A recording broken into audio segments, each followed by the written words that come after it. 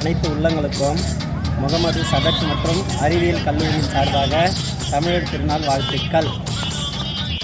அனைவருக்கும் பொங்கல் நல்வாழ்த்துக்கள். என்ன